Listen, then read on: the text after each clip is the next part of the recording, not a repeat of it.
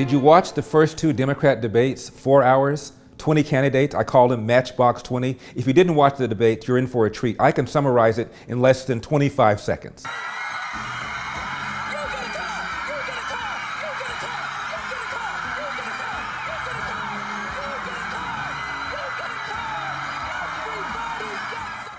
But there is one big difference.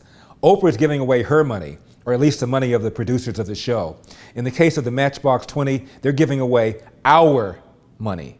Of course, one of the big issues was health care, and they fell over themselves promising Medicare for all, health care for illegal aliens, and even some of the candidates wanted the complete and total elimination of private health insurance. Health care, in my view, is a human right. And we have got to pass a Medicare for all single-payer system. Who here would abolish their private health insurance in favor of a government-run plan? Yeah. All right. Raise your hand if your government plan would provide coverage for undocumented immigrants. You cannot let people who are sick, no matter where they come from, no matter what their status, go uncovered. You can't do that. So we've got Bernie Sanders, Elizabeth Warren, Bill de Blasio, and Kamala Harris all saying that they would completely eliminate private insurance, except the next day, Kamala Harris said she misunderstood the question. The problem with that is a few months ago, she did a town hall with CNN's Jake Tapper. She didn't misunderstand the question. To reiterate, you support the Medicare for All bill, I think initially co-sponsored by Senator Bernie Sanders. You're also a co-sponsor on it. I believe it will totally eliminate private insurance. So for people out there who like their insurance, they don't get to keep it? Well, listen, the idea is that everyone gets access to medical care. And you don't have to go through the process of going through an insurance company, having them give you approval, going through the paperwork, all of the delay that may require. Who of us has not had that situation where you got to wait for approval and the doctor says, well, I don't know if your insurance company is going to cover this? Let's eliminate all of that. Let's move on. And poor Joe Biden. He's got a 40-year record that's going to be picked all over. Anything at all he's ever said or done that could be arguably construed as racially insensitive, he's going to be pounded. And he was. I do not believe you are a racist.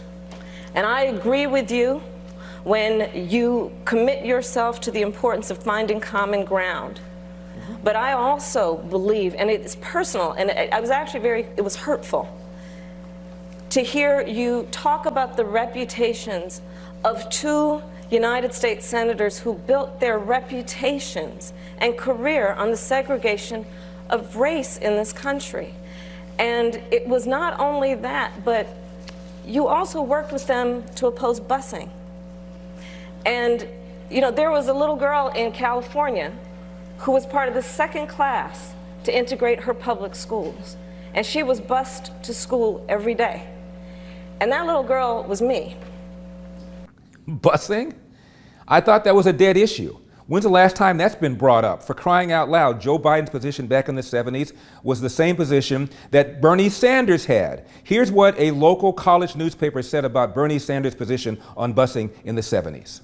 The Middlebury College campus newspaper reported in 1974 that while Bernie Sanders believed in busing, he also felt, quote, doing it in the guise of good things risked creating racial hostility where none previously existed, end of quote.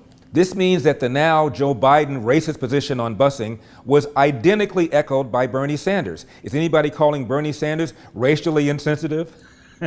Now this brings us to the other criticism of Joe Biden. Joe Biden said, as a matter of being able to reach across the aisle and deal with people with whom you disagree, I, back in the day, was civil towards segregationists in my own party, James Eastland, the senator from Mississippi, and Senator Talmadge from Georgia, both of whom were Democrats, both of whom were segregationists. And because Joe Biden said that he was civil towards them, he got pounded in the debate.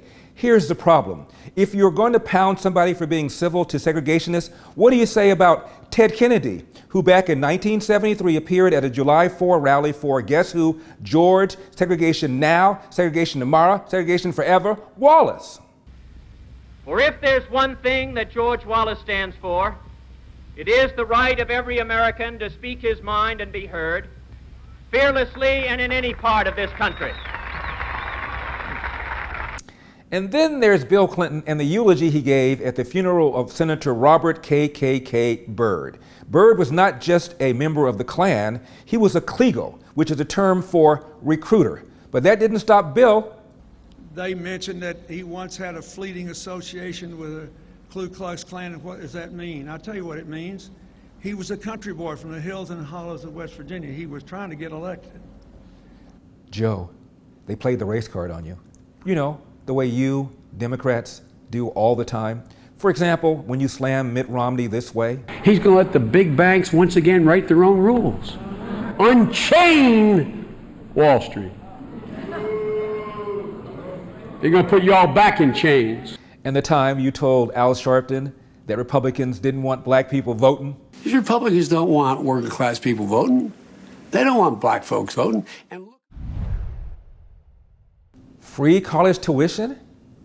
Mark Thiessen is a former aide to President George W. Bush. Here's what he said about free college. Harris, Warren, Gillibrand, and Booker have signed on to the Debt-Free College Act, which would cost at least $840 billion over 10 years. Sanders has introduced a $2.2 trillion college for all that would make public colleges and universities tuition-free and debt-free, and would erase the roughly $1.6 trillion in student debt. Warren has also proposed a $640 billion student debt cancellation plan. You know what else didn't come up? An issue that most blacks support, an issue that Kamala Harris, Elizabeth Warren, and Cory Booker all support.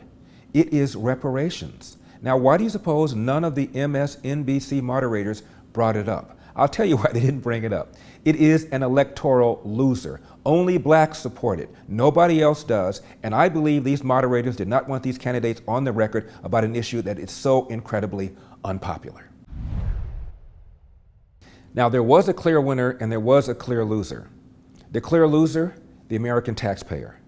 Another clear loser, the race card. People are really getting sick of it. Democrats have been using the race card as a sword and a shield for a very long time, and now the very same race card that Democrats have taught people to play against Republicans has been played against Joe Biden. The real winner, Donald J. Trump.